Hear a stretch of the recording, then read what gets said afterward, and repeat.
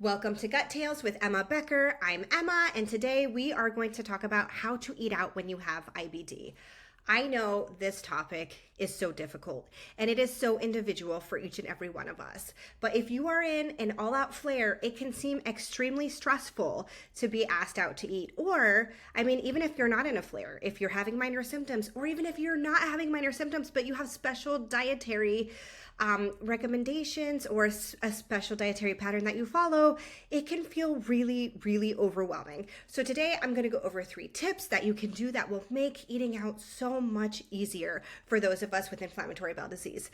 So number 1, I highly recommend that you look at the menu of whatever restaurant you're going to. Just pull up their menu online, take a look, and see if there is anything that you can eat that fits within your dietary pattern. For instance, look at the sides. Oftentimes they'll have, vegetables by themselves, rice by themselves, and, single items. And so if you see, on the menu it says white rice and butter or wild rice and butter or whatever, and you don't do butter because it upsets your tummy, you can just simply ask the waiter, hey, I see that you have rice on the menu. Can you make that, but please don't add the butter? Or you can also look at the meals and say, okay, this dish looks really good. Let's just say it's, spicy chicken breast with a side of green beans and a salad. And you're like, well, I can't do spicy because I have IBD and it upsets my tummy. Wild rice is a little harsh for me. And oh, by the way, I am not going to eat salad. Now, there are many of us, I know when I'm in remission, I can absolutely eat all those things. But I know when I am starting to have symptoms, I start changing up my dietary pattern a little bit. And those of us in all out flares, some of us wouldn't touch that with a 10-foot pole, right? So what can we do? So let's just say the dish is spicy chicken, green beans, and salad. We could ask the waiter, hey, can you make the chicken breast, but please don't add any spice to it. Just make it and leave it as is. I'll spice it myself with salt and pepper, or you could ask for a side of spices and you flavor the chicken to your liking. You could ask them, hey, I see you have wild rice. Do you by any chance have white rice? See what they say. For the salad, you could ask them, okay, what steamed vegetables do you have, if you can tolerate vegetables? If you can't, just say, hey, instead of, the salad, can I maybe have a dinner roll, or, may I have a side of soup? Maybe they have a chicken and rice soup. Maybe they have a chicken noodle soup, just something that is very, low residual, or that agrees with you. If that is a dietary pattern, there are many IBD patients who can tolerate fiber. If you can, that is fantastic. Many people, if they are in an all-out flare-up, fiber can be very difficult. And so you just have to look at the menu and tailor it to what will work best for you. And so don't get overwhelmed, just show up prepared. I promise you, it will reduce so much anxiety if you know what the menu has ahead of time before going to the restaurant, because then you're going in with a plan. You'll feel less overwhelmed and you'll feel like you have more control. Another option you can do is take your own food. Now, I know some people say, restaurants don't let you bring in your own food. Well, guess what? If you call the restaurant ahead of time and you say, look, I have a chronic disease, you don't even have to tell them you have a chronic disease. All you have to do is say, hey, I am meeting some friends, I'm meeting my boyfriend, I'm meeting my family, whoever you're meeting. Say, look, I'm going to go to your restaurant to meet up with, friends, family, whatever. I have special dietary needs that your restaurant can't accommodate. I just wanted to let you know I'm going to bring my own food. That way, when you show up and you sit at the table and your friends or family's foods are delivered and you pull out your food, the restaurant won't be like, what's going on? What's happening? The restaurant will know, and they'll know why you're bringing your own food, and they may be more likely to accommodate. They really should accommodate because, again, with IBD, some of us have very specific dietary needs. Number 3, remember that you are going to meet your friends and family, and it's not the food, even though food's amazing, it's not the food that your friends and family care about. They want to see you. And if you are up to it, again, it's your choice. If you don't feel like going out, then don't go out. I totally get it. I understand.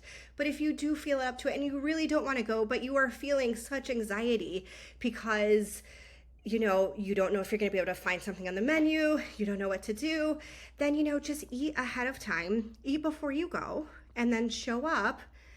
And, you could order like a side of soup and drink the broth, or you could just drink water. Nothing says that you have to actually order something from the menu. So what I really want to stress is I missed out on so much, especially my early years with IBD, where my friends would ask me to go out to eat.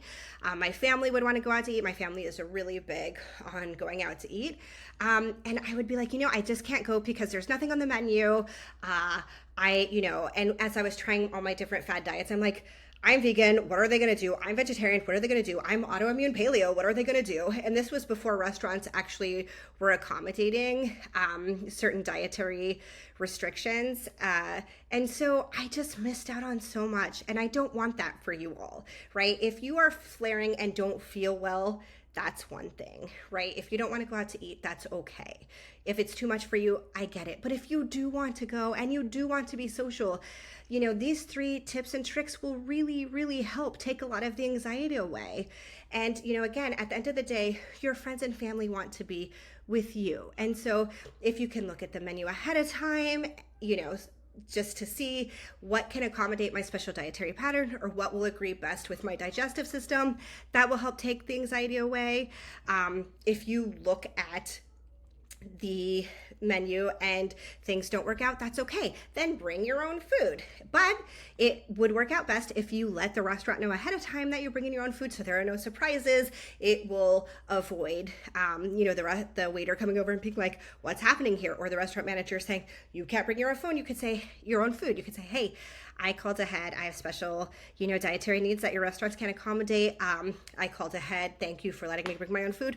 Or you eat ahead of time and then you show up and you either order something small or just drink water or eat a piece of bread or whatever. It really depends on where you are at your stage of disease. Now, if you're in remission and you can eat whatever, then again, I highly recommend looking at the menu ahead of time just because, knowledge is power, right? But if you are starting to flare or if you're in an all-out flare, looking at the menu ahead of time or taking your own food or just being very open and eating ahead of time and then showing up and ordering something small or not ordering anything at all and just drinking water, I promise it will take so much of your anxiety away. And so I hope these tips and tricks helped. Let me know in the comments below. You can feel free to message me. I do read my messages, and I just want to encourage you all that no matter what stage you are in your disease, whether you are in an all-out flare, whether you are newly diagnosed, whether you are in remission, all of us with IBD are in this together. We don't need to be ashamed. We don't need to be embarrassed about our disease. And the more we talk about it, the more we not only empower ourselves, but we empower others. So I highly, highly encourage you all to join the Gut Tales movement with me. Be gut tailors, and let's just talk about our experiences openly, either with friends and family or with each other. And if you're not there yet, that's okay. Sometimes that can feel very overwhelming to talk about your disease, to talk about your symptoms, but know that you can reach out to me and I will be happy to answer any questions. Also, if there are any other topics you'd like me to cover, you can either send me a direct message or let me know in the comments below. Have a great day. Bye.